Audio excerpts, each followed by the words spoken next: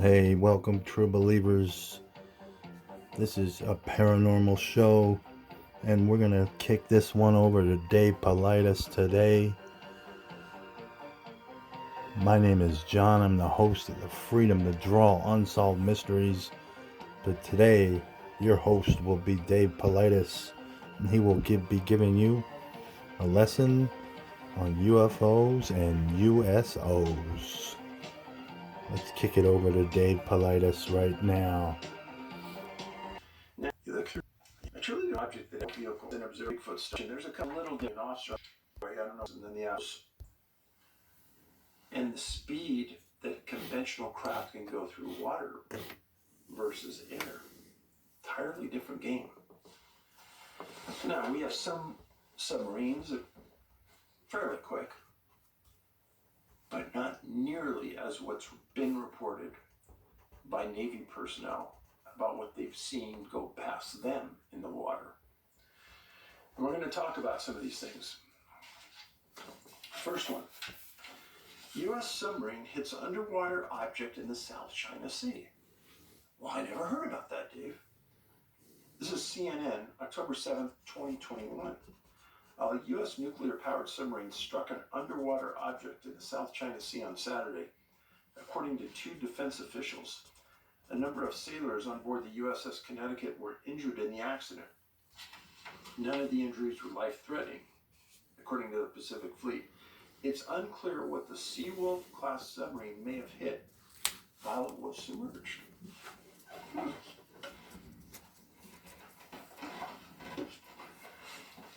Now, submarines have something very similar to what we have on airplanes on radar. They can detect things in front of them. And they always know the contour of the ocean that they're in. Let's say if there's a mountain coming up, underwater mountain ahead of them, they'll see it and they'll know it's there. So what could they have hit? The submarine remains in a safe and stable condition. USS Connecticut's nuclear propulsion plant and spaces were not affected and remain fully operational. The incident will be investigated. The Navy did not specify the incident took place in the South China Sea, only that it occurred in international waters in the Indo-Pacific region. Yeah, it did go back and it did go through a maintenance overhaul after that, so it hit something pretty substantial to injure people. It's a website called EMN, July 28, 2021.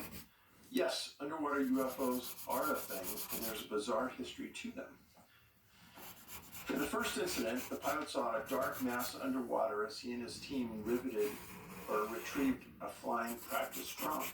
The pilot described the object as a big mass, kind of circular, and he was certain it wasn't a submarine. And the pilot's second sighting, a practice torpedo, the pilot was sent to recover, was sucked down into the depths of the ocean in the presence of similar underwater object. The torpedo was never seen again. Elsewhere, David Fravor, the commander of the Nimitz battle group's Hornet fighters, reveals a 79-year-old woman contacted him after his sighting went public. The woman explained that her father, a naval officer, was at one time based at the Naval Air Station in San Francisco in the 50s. When she was a child, her father showed her a telegram that stated unidentified objects had been sighted going in and out of the water at a now forgotten set of latitude and longitude coordinates. The woman's father told her, "We get these all the time, and it's always in the same area." High-performance target drone similar to that recovered, according to retired U.S. Navy Fravor, in that same area. These sightings are similar to Fravor's own sightings, according to the retired pilot. The only reason he had seen the now infamous Tic Tac UFO was because it was hovering above a mysterious larger object in the water. Fravor describes the object as cross-shaped and the size of a 737. He was further described the water above it as though it was boiling or frothing, and said the object appeared after it caught his attention. In 1970s, famous biologist Ivan Sanderson published the book Invisible Residents, Sanderson noted a student of unusual phenomena devoted the book to sightings of what were later identified as unidentified submerged objects, or USOs.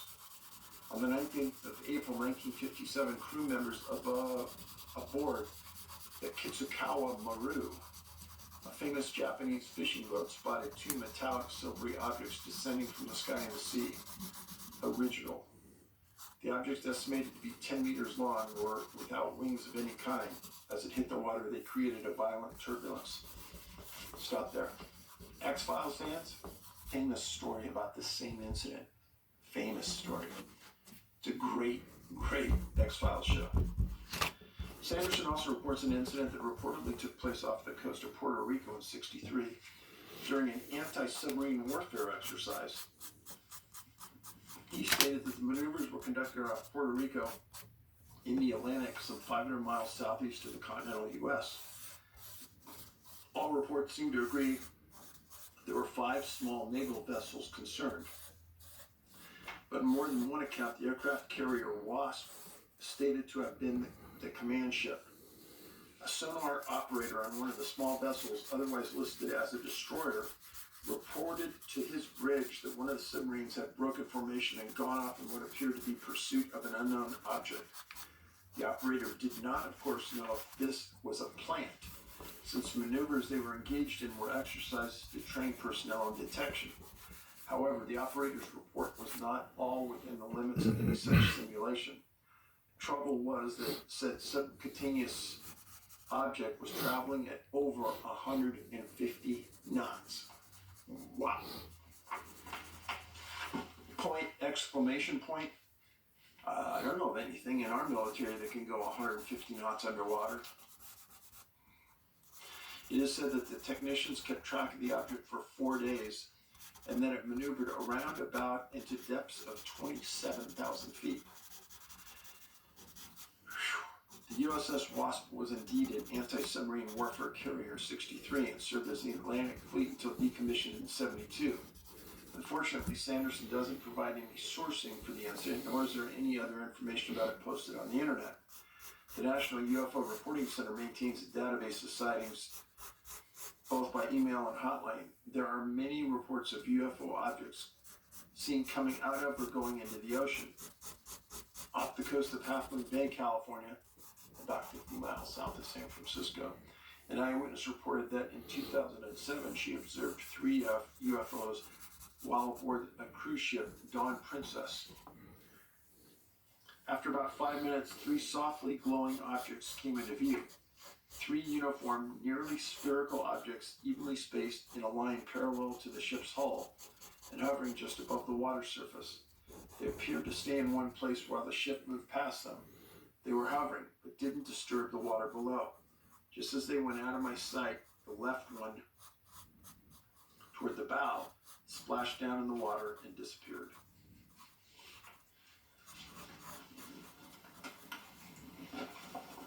Now understand something. Our conventional propulsion systems, most of the time, involve moving a mass to go through it.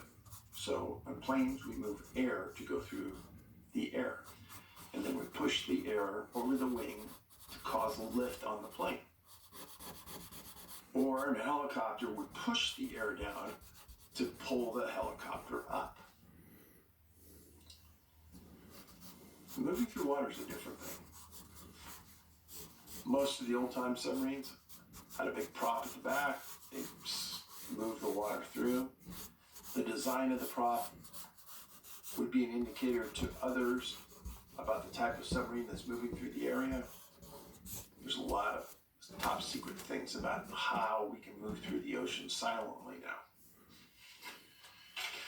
Next one is a National Post article, September 21st, 2017. It says, we saw something. Something came down. The famous Shag Harbor incident, 50 years after it happened. Shag Harbor. Where's that, Dave? So this is Nova Scotia, and for followers of Oak Island's right here, where that little dot is. This is Shag Harbor. This is Maine.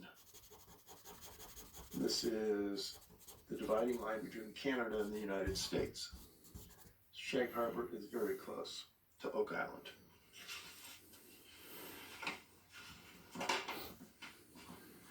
This incident is very important for a multitude of reasons, as you're going to find out. Shag Harbor. It's around 11 p.m. the night of October 4, 1967. Most witnesses thought it was a doomed aircraft. Halifax. The first frantic callers to reach the RCMP were clear. Something had crashed in the waters off Shag Harbor, Nova Scotia. Among those who saw a string of flashing lights on that clear, moonless night were 3 RCMP officers, scores of fishermen, and airline pilots flying along the province's rugged southwest coast. But a series of searches turned up nothing. No records, no bodies, no clues. To this day, I don't know the absolute answer, but we're still finding things. A Halifax area man later uncovered a trove of government and police records that make the Shag Harbor incident Canada's best documented and most intriguing UFO sighting. Hundreds of UFO sightings are reported across Canada every year, but none has the paper trail of Shag Harbor. Hold your taters.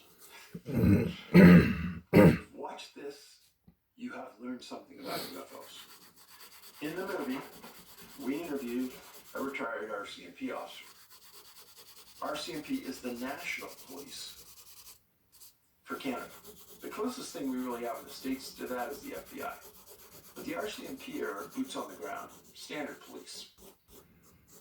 And what she told us, I didn't know anything about, and I didn't know any UFO MUFON investigators that do this either.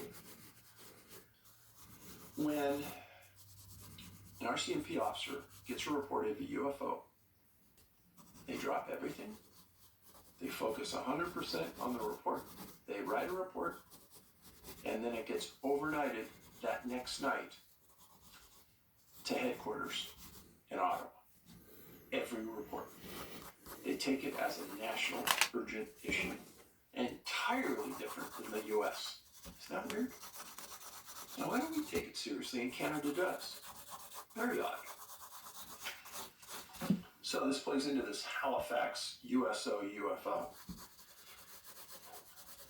In a series of RCMP reports and correspondence sent by telex between military officials in Ottawa and Halifax, there are specific references to unidentified flying objects and no attempt to explain what people reporting. Chris Stiles, a UFO researcher who dug up those documents, remains baffled in this case. To this day, I don't know the absolute answer, but we're still finding things. Next week, on the eve of the 50th anniversary, Stiles will be the keynote speaker at the start of a 3-day Shag Harbor UFO festival.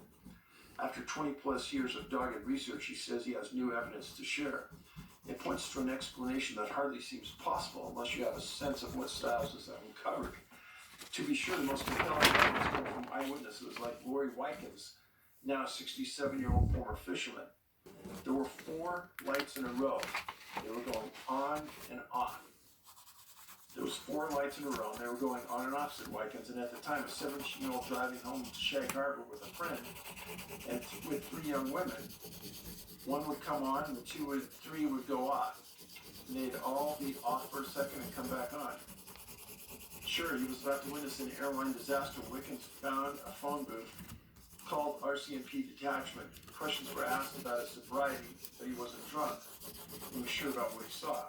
Several others called the Mounties that night as well. They all said the same thing.